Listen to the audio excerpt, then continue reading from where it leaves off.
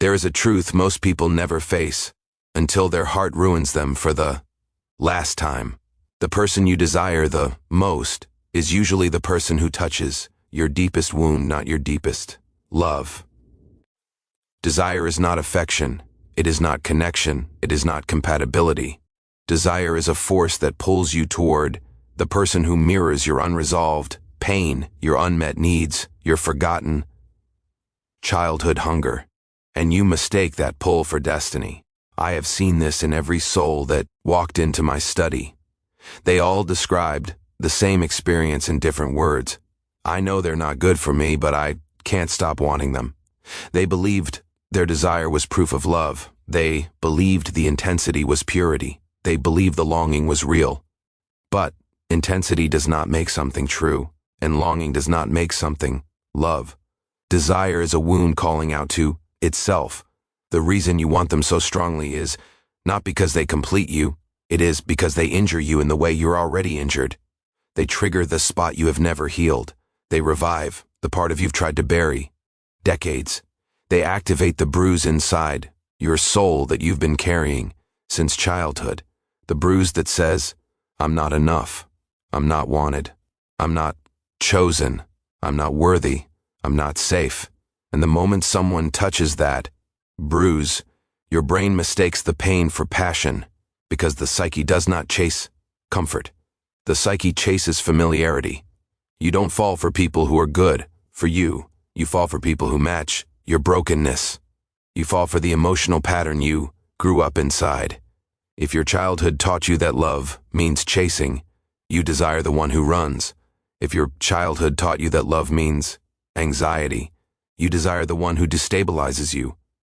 If your childhood taught you that love means proving yourself, you desire the one who never acknowledges your worth. This is why people stay addicted to the wrong person, because the wrong person feels like home, not the home you deserved, the home you survived. You confuse intensity with love because you never experienced peace long enough to recognize it. You confuse chaos with connection because you were trained to earn affection, not receive it. You confuse longing with romance because you learned early that love is something you must reach for but never quite hold. The wound chooses the person. The desire disguises the wound. And most people spend their entire lives loving the wrong way because their desire is not coming from their heart. It's coming from their trauma. If you've ever wondered why you feel desperate for someone who gives you nothing, why you stay loyal to someone who is inconsistent, why you wait for someone who confuses you, the answer is brutally simple. They fit the pattern. They hurt you in the way you're used to being hurt. And that kind of familiarity feels like love to a wounded psyche. But the truth is this: real love does not cause anxiety. Real love does not confuse you. Real love does not destabilize you. Real love does not make you beg for clarity. Real love is calm, and that calmness terrifies the wounded, because calmness feels foreign. Calmness feels suspicious. Calmness feels like something is missing, not because something is wrong, but because nothing is hurting. You've lived so long inside your wound that peace feels like emptiness. This is why you chase the person who doesn't want you while ignoring the one who could heal you. You're not chasing the person. You're chasing the emotional injury they activate in you. They make your wound feel alive, and you mistake that sensation for love. Desire is not love. It's an alarm. Every time you feel intense longing, it is not your soul saying this is the one. It is your wound saying this feels familiar, and the familiarity blinds you. You start building fantasies around the person, imagining futures that will never exist, holding on to potential instead of reality. You love the possibility of them, not the truth of them. You love the moments. They give you hope, not the consistency they never provide. You love the idea of who they could become, not the evidence of who they are. This is not love. This is the wound, dreaming, and the most dangerous illusion is believing that desire makes you alive. It does not. It makes you dependent. It keeps you in a cycle of emotional abandonment, psychological craving, and spiritual starvation. You call it a soul connection, but it's an unconscious recreation of your deepest pain. If you pay attention, you will notice the same pattern. Your desire is strongest for the person you can't have. Your quietest love is for the person who stays. Your greatest longing is for the person who withholds. Your deepest obsession is for the person who wounds. Because the wound inside you is attracted to the person who resembles the original source of your hurt.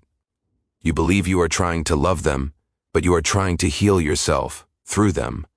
You want them to choose you because the one who wounded you didn't. You want them to see you because the one who raised you didn't. You want them to stay because someone before them didn't. You don't want them. You want the wound to close. But a wound cannot be healed by the hands that reopen it. This is the cruel truth. Desire hides from you. The person who triggers your wound cannot be the person who heals it. The same emotional pattern that created the longing will recreate the pain. The person you desire the most is often the person who will hurt you exactly how you fear, because that is the role they play in your psyche. Not lover, but mirror. Desire is the psyche's attempt to rewrite its own story, but it rewrites nothing. It repeats everything. You think you're chasing love, but you're chasing closure. You think you're longing for a person, but you're longing for yourself. You think you're losing them, but you're losing your illusions. You think they're special, but they're familiar. And familiarity is the most seductive poison of all. If you truly want to understand your desire, don't ask why do I want them. Ask, what wound in me wakes up when they appear? Because the moment you answer that question, the spell breaks, the desire weakens, the illusion fades, the wound begins to speak, and you finally hear the truth that was always underneath the longing. You do not want them. You want to stop hurting. And that healing can only begin when you see desire for what it really is. Not love, but the wound calling itself home one last time. If you sit quietly and observe your past, you will notice something strange. The people you fell the hardest for were not the ones who loved you clearly. They were the ones who awakened a storm inside you. They shook something in you that had been sleeping since childhood. They made you feel alive because they made you feel anxious. They made you feel connected because they made you feel afraid of losing them. They made you feel seen because they mirrored your biggest insecurity. And you confused that emotional chaos with chemistry. This is the wound at work. The wound does not want love. The wound wants intensity. And intensity is the closest thing it knows to feeling alive. Every person you've ever wanted desperately shares one thing in common.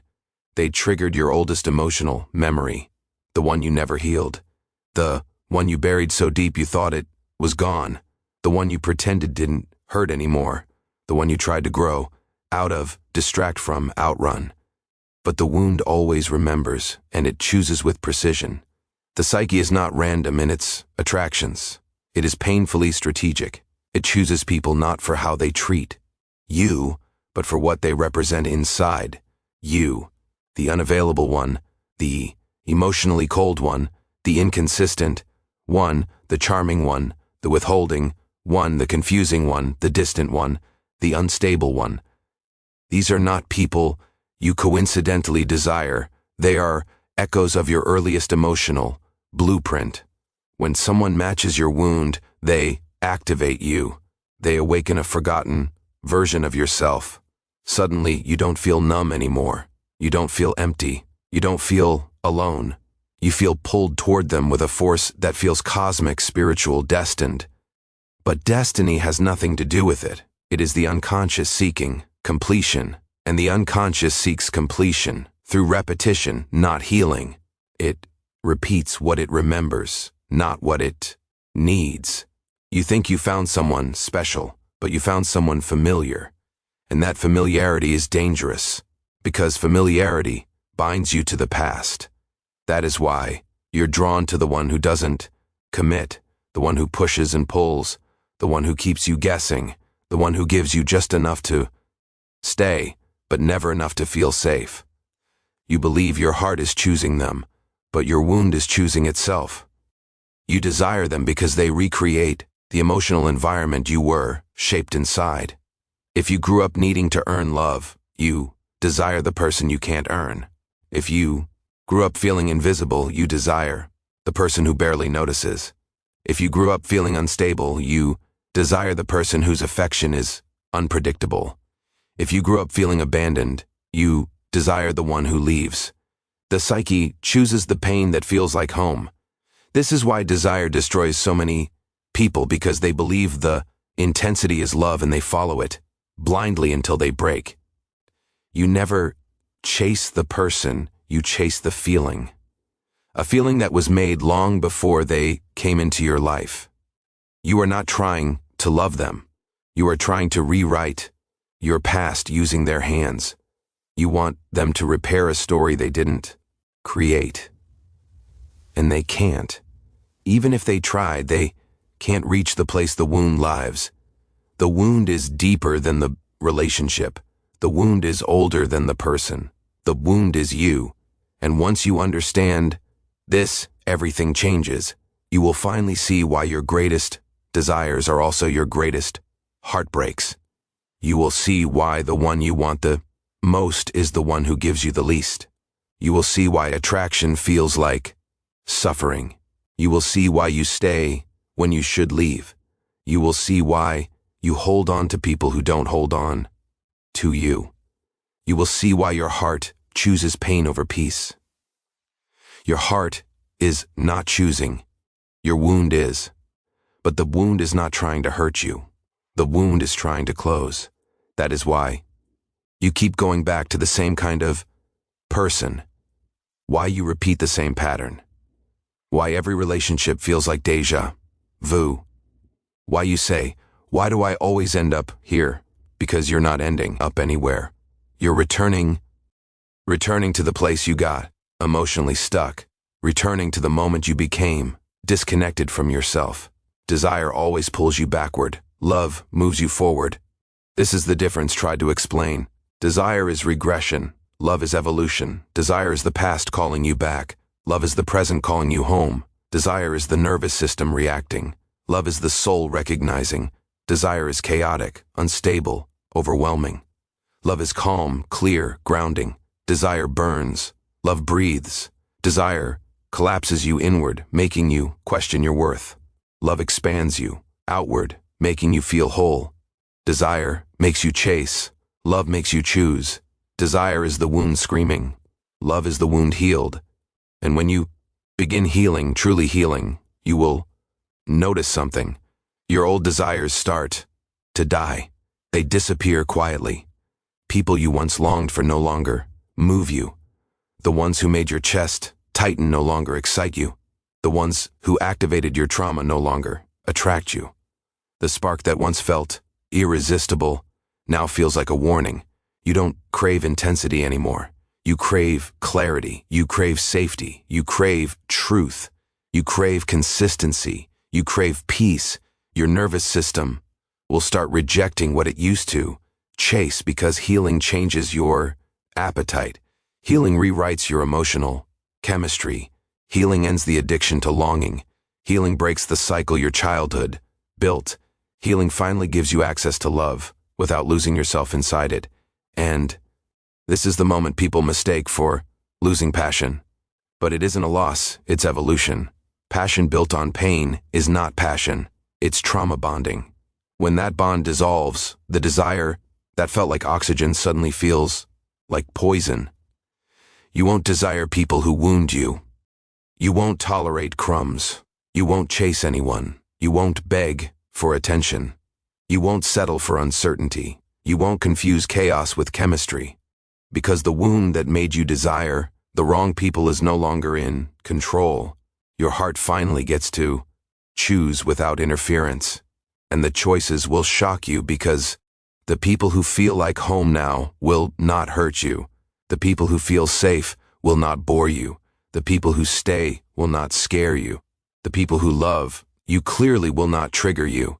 You will realize the person you're meant for doesn't activate the wound. They heal it just by existing. But desire is not done with you yet. It will try one more time to pull you backward, to test you, to tempt you, to see if the wound still has power. If this truth opens something inside, you like the video. Share your thoughts in the comments and subscribe to Psychic for more deep psychological storytelling. Your support keeps this journey alive.